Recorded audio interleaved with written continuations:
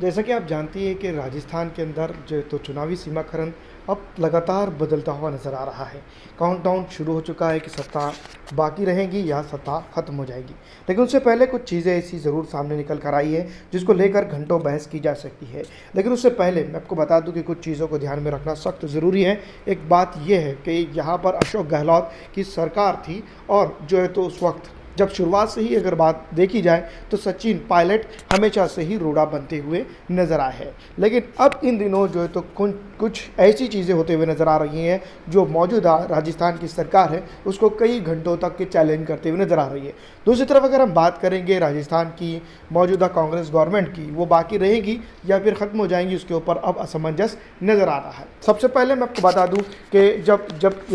जो है तो वोटिंग यानी कि चुनाव की तारीखों का ऐलान हुआ उसकी बाद से ही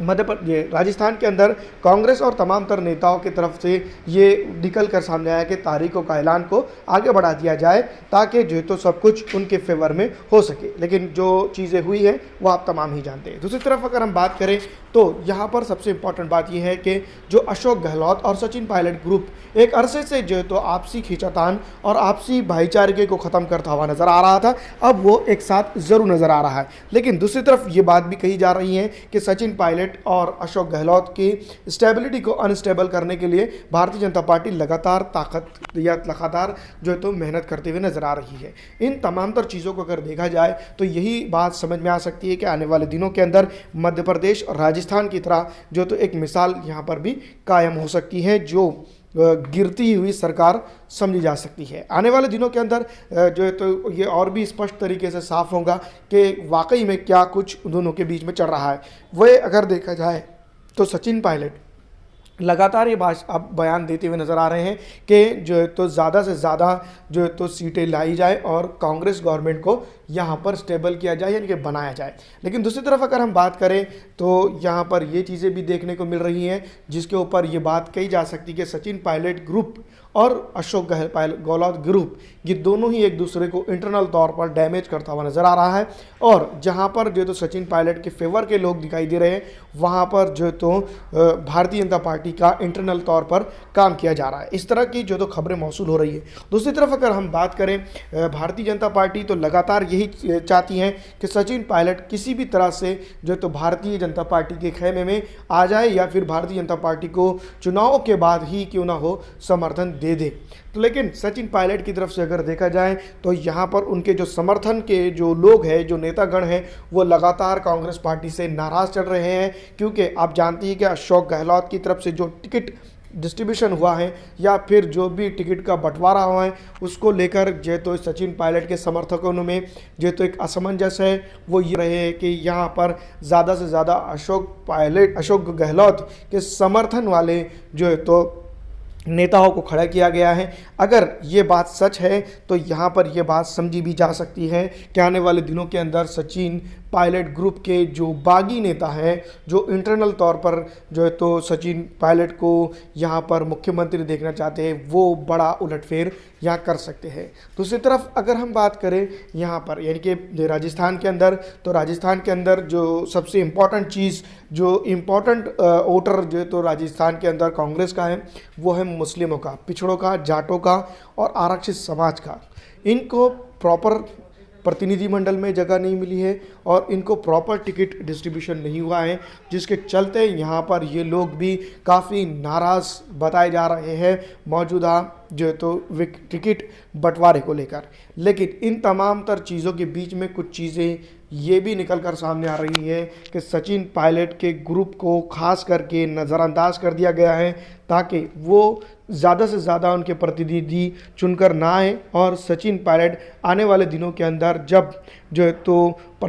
मुख्यमंत्री की शपथ ग्रहण हो रहा था होगा तब जो है तो अशोक गहलोत के लिए राह का रोड़ा ना बने और वो सरकार से बाहर ही रहे। इस तरह की लगातार जो है तो मैं आपको बता दूं कि प्रतिक्रियाएं जो है तो मौसूल हो रही है और आने वाले दिनों के अंदर ये चीज़ें बहुत ज़्यादा असरअंदाज हो सकती हैं कांग्रेस पार्टी के जीत के लिए, क्योंकि आप जानती हैं कि जब भी दो गुट जो है तो हुए हैं कांग्रेस के अंदर तब जो है तो कांग्रेस को नुकसान हुआ है, चाहे वो कर्नाटक हो, गोवा हो, मध्य प्रदेश हो या फिर छोटे बड़े नॉर्थ ईस्ट के राज्य हो, इन तमाम तर जगहों पर अगर देखा गया तो यही निकल कर सामने आया कि सीधी तौर पर अशोक जो मानी कि कांग्रेस की गुटबाजी ने कांग्रेस की ही नैया को डुबोया है। वैसे मैं आपको बता दूं कि फ़िलहाल जो तो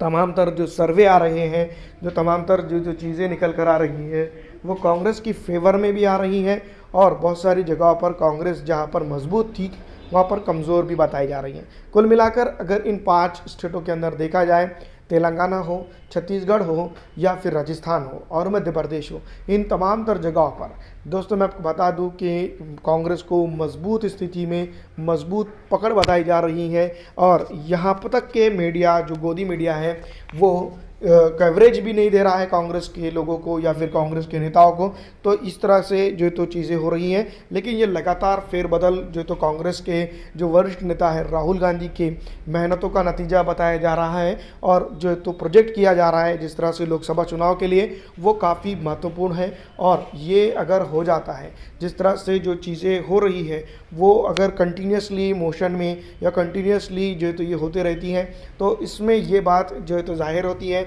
कि आने वाले दिनों के अंदर यहाँ पर काफ़ी कुछ बदलाव हो सकता है। और जो है तो अशोक गहलोत जो है तो एक मजबूत स्थिति में राजस्थान के अंदर ज़रूर है, तो उसी तरह से जो है तो मैं आपको बता दूं लोकसभा चुनाव के अंदर भी जो है तो काफ़ी कुछ बदलाव देखने को मिल सकता है। लेकिन जो वोटर है उसको लुभाने के लिए कांग्रेस जो है तो यहाँ पर विफल होते हुए नज़र आ रही है, या फिर यूँ भी कहा जाए कि कांग्रेस का जो बेसिक वोट बैंक था मुस्लिम, पिछड़ा, आरक्षित, उनको, उनके समाज के लोगों को मुकम्मल प्रतिनिधिमंडल ना मिलने के चक्कर में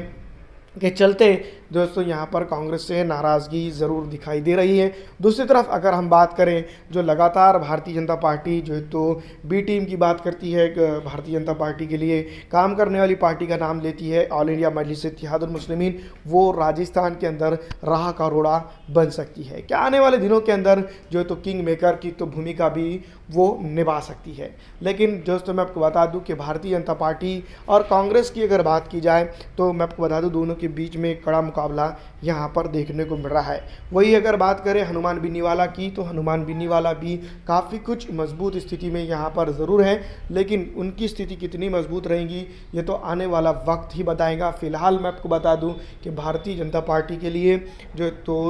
अशोक गहलोत एक डरावना ख्वाब बनकर राजस्थान के अंदर और राजस्थान के मदाफ़ात के अंदर उभरते हुए नज़र आ रहे हैं। इसी तरह के अगर हालात रहते हैं तो आने वाले दिनों के अंदर जो पॉलिटिकल सिनेरियो है जो बनता हुआ नज़र आ रहा है कांग्रेस के फेवर में, वो काफ़ी मजबूत होगा। और अगर ये आगे तक चलता है तो मैं आपको बता दूं कि 2024 के अंदर जो राजस्थान की लोकसभा सीटें हैं उसके ऊपर भी इसका असर ज़रूर पड़ेगा। बस शर्त ये ज़रूर नज़र आ रही है कि सचिन पायलट जो तो कुछ ऐसा ना कर जाए जिसके चलते कांग्रेस धाराशायी फिर से हो जाए। वैसे तो मैं आपको बता दूं कि जिस तरह से जो टोटलिटी है उसको अगर देखा जाए तो ये बात समझकर आती है कि जो कांग्रेस पार्टी की तरफ से जो टिकट डिस्ट्रीब्यूशन हुआ है वो वाकई में ऐसा लगता है कि वो अशोक गहलोत के समर्थकों को ध्यान में रखते हुए किया गया है। अन्यथा दोस्तों यहाँ पर सचिन पायलट भी एक मजबूत खिलाड़ी के तौर पर उभर रहे हैं। आपको क्या लगता है, कमेंट करके ज़रूर बताइएगा।